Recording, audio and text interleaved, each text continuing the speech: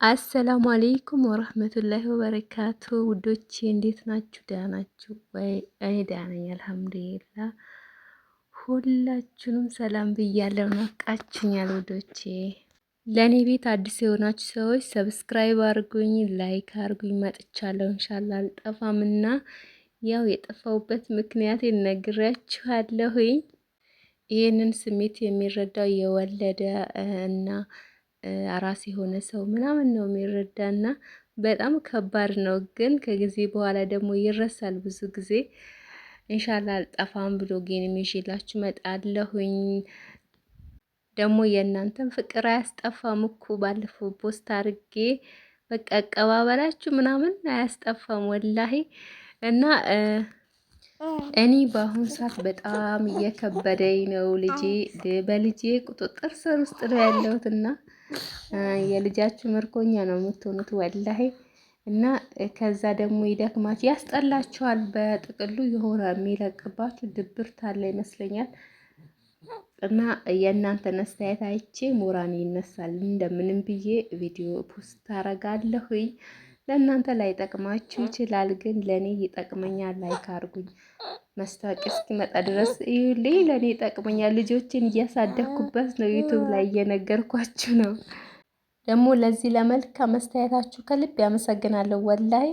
በአካል ማቃችሁ ነው የሚመስለኝ ስለምሰጡኝ አስተያየት። የጠፋሽ ብላችሁ የምትጠይቁኝም አላችሁ በውስጥም በኮመንትም እና ከልብ ያመሰግናለሁ ውዶቼ። ኢንሻአላህ አልጠፋም፣ እኔ ከዩቱብ መቼም አልጠፋም። ስራም ስለሌለኝ ማለት ነው። እና አሁን ግን ያው አራስ ስለሆንኩኝ በጣም ክራውደድ ስለሆንኩ ይሄን ላይፍ መጀመሪያ እኔና ልጄ ማሪፋ ነበርን። ባሌ በቃ እሱ ብዙ የሚያስቸግር ሰው አይደለም።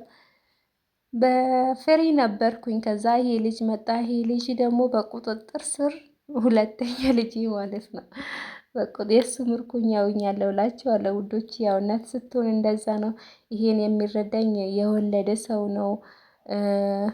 ልጃችሁ ከምንም ነገር ነው እንትን የሚላችሁ በቃ ሀሳባችሁ እዛ ላይ ነው የምትሆኑት እና እስኪ ጠነክርላችሁ ድረስ ምናምን ብቻ አልሐምዱሊላ ያድግልኛል።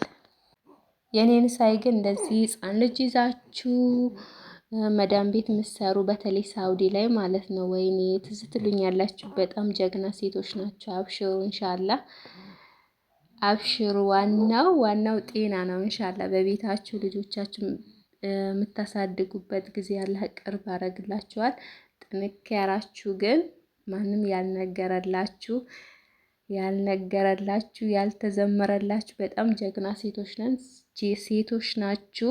ሲቀጥል እኛ የአረብ ሀገር ሴቶች ጀግና ነን እኮ ፊዚካሊ እንትናችን ጉልበታችን ምናምን ቢደክምም ግን የውስጥ የመንፈስ ጥንካሬ አለን እና ከምንም በላይ ደግሞ የውስጥ ጥንካሬ ነው። እና ያ ነገራችን ሌሎች ቢያጣጥሉም እርስ በራሳችን ግን እንደናነቅ እስቲ።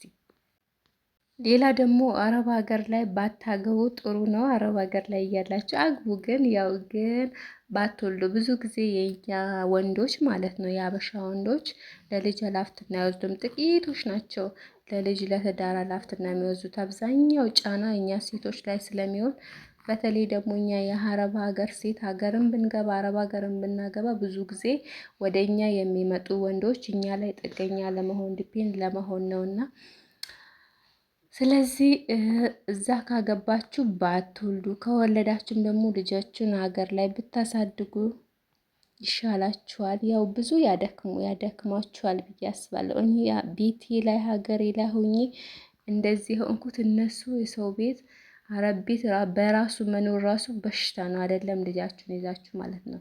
ራሳችሁ ብቻ ስትኖሩ ራሱ በቃ ያለው ነገር እኛ የሰራን ነው የምናውቀውና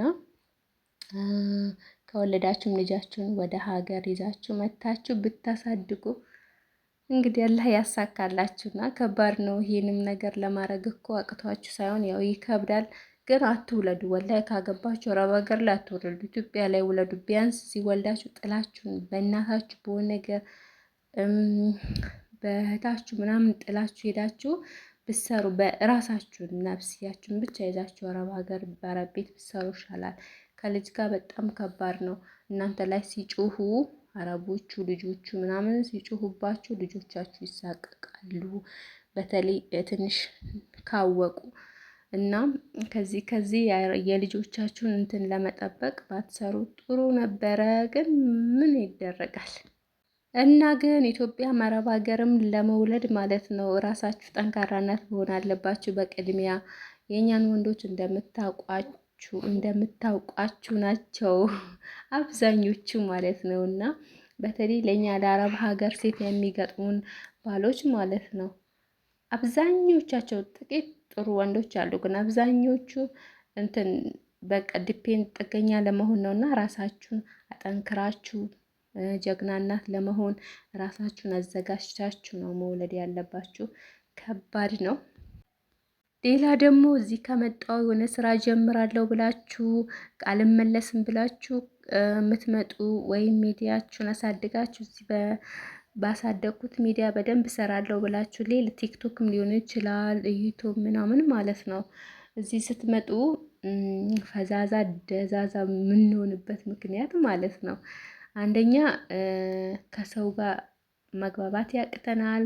ከአኗኗር ከኢትዮጵያ ላይፍ ስታይል ጋር ብዙ ነገሮች አሉ ማለት ነው። ከነዛ ነገሮች መግባባት ሲያቅተን ነው ከዛ ሁሉ ነገር ይጠፋብናል። ሌላ ደግሞ ወርደን ማለት ነው ምንም ስለ ሚዲያም ስለምንም ማያቅ ሰው ራሱን አፕዴት ያላደረገ በቃ ወርደን ከዛ ማህበረሰብ እንኖራለንና ታውቃላችሁ የኢትዮጵያ እንሆናል። ከዛ በቃ እነሱን መስለን እንኖራለን ማለት ነው።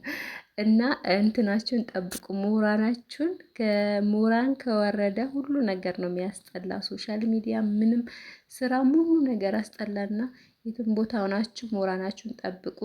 ከዛ ደግሞ ሁሌም አላማችሁን ካረሳችሁ አጠፉም። ወላሂ እኔ አሁን ዩቲዩብ እንዴት እንደደከምኩለት ራሴ ነኝ የማውቀው። ግን ጥፊ ጥፊ ይለኛል። ያን ድካሜን ሳስታውስ አልጠፋም፣ መልሼ እመጣለሁ።